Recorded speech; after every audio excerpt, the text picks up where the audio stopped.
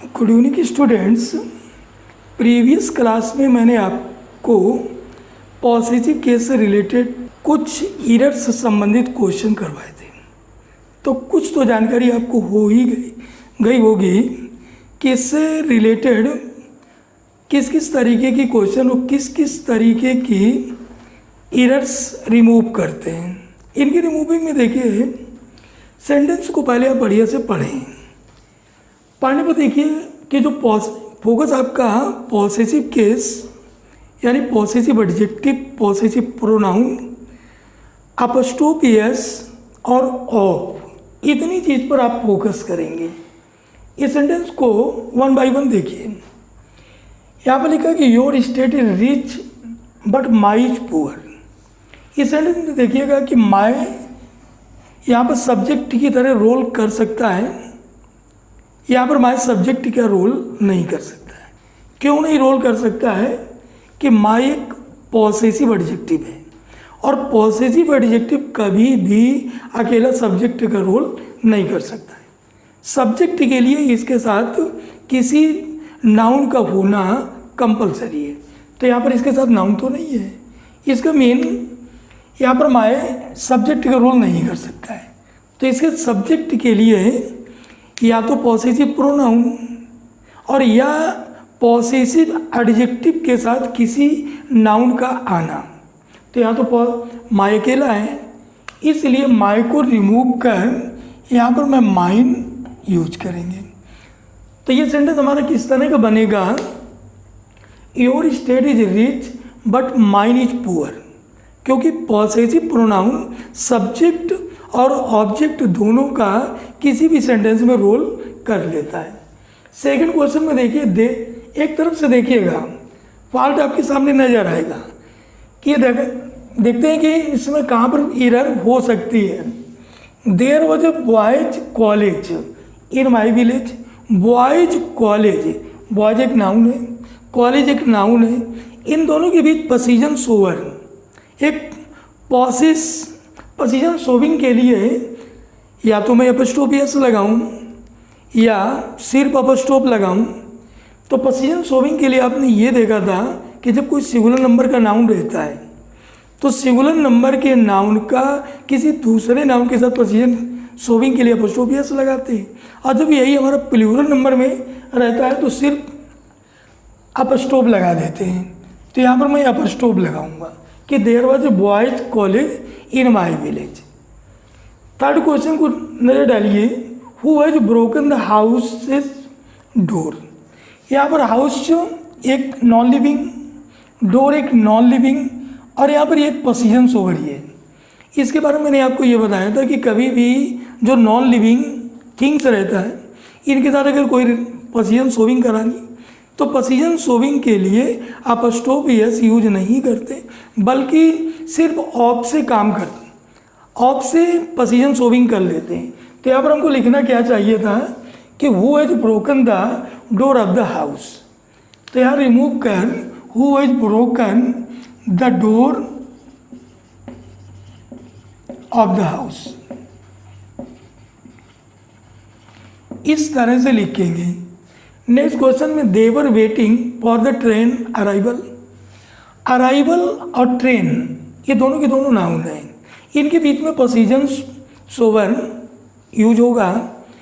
तो यहाँ पर मैं अपस्ट्रोफ एस, यानी कि दे वर वेटिंग, वह इंतजार कर रहे थे for the train arrival, train के आगमन का।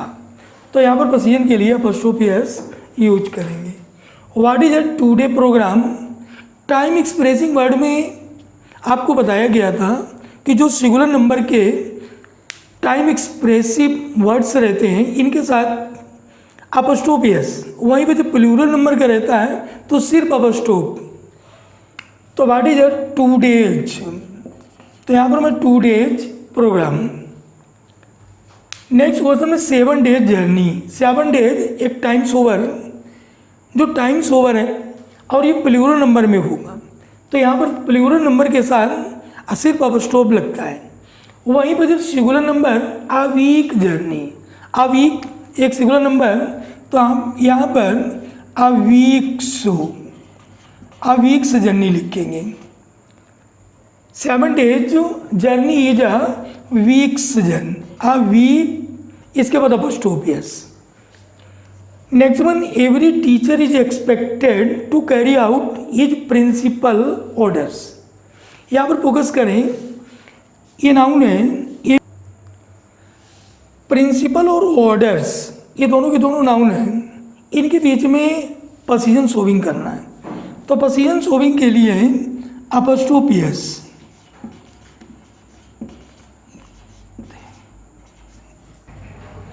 तो यहाँ पर इसमें ये देख रहा हूँ कि every teacher is expected to carry out his principal orders. तो यहाँ पर principal orders apostrophe s, principals orders, इस तरह से पोजीशन शो कर लेते हैं। The climate of Ranchi is better than Patna.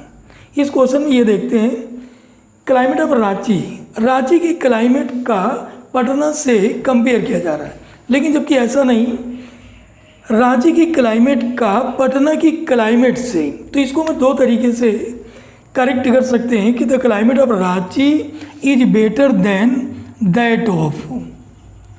एक तो मैं ऐसे लिख सकता हूँ, एक मैं इसी को the climate of Ranchi is better then the climate of Patna, इस तरीके से भी दे सकते हैं। तो यहाँ पर दैट ऑफ लगाकर पोजीशन शो कर लेते हैं।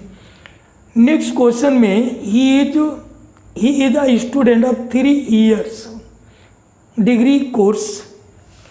यहाँ पर 3 years, ईयर एक नाउन हो गया, 3 एक नंबर शोअर कार्डिनल, यहाँ पर अपस्टॉप, ये ईयर्स और यहाँ पर सिर्फ अपस्टॉप, ईयर्स को प्लूरल नंबर और इसके बाद में अपस्टॉप लगा देते। 3 years degree course.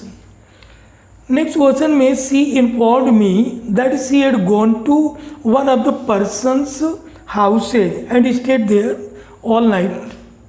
C informed me that she had gone to one of the person's houses, यहाँ पर करेक्शन करके the one of the person's houses, तो इसको मैं लिखूंगा she informed me that she had gone to the house of one of the persons, to the house of one of the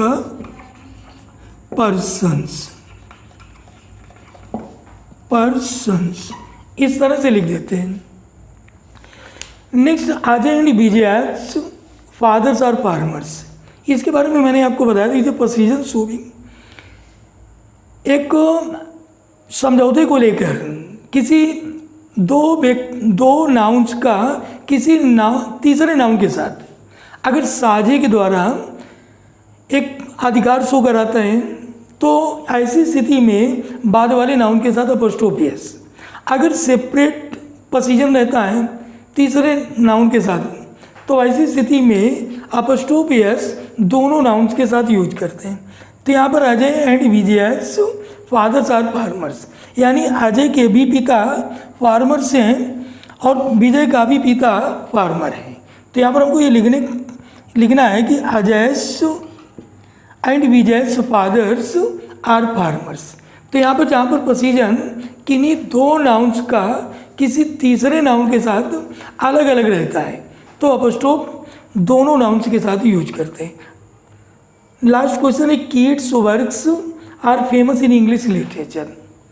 इसमें मैंने आपको ये बताया था कि जो भी हिसिंग साउंड वाले वर्ड्स रहते हैं, हिसिंग साउंड वाले वर्ड में सिर्फ अपोस्ट्रोफ यूज किया जाता है, यस नहीं लगाते हैं, यस को रिमूव करते हैं। लेकिन जब किसी पार्टिकुलर पर्सन की बात आती है, तो पार्टिकुलर पर्सन की स्थिति में अगर यस लगा भी है, तो ऐसी स्थिति में भी मैं अपोस्ट्रोफ यस यूज करते हैं, क्योंकि किड्स के बारे में जानता हूँ, kids is the name of some particular person, तो ऐसी स्थिति में अपोस्ट्रोफ यस।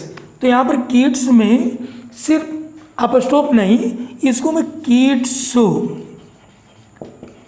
अपोस्ट्रोफ यस इस तरीके से करेक्शन कर लेते हैं, जो हमारे रिलेटेड होगा पॉसेसिव केस से। ओके।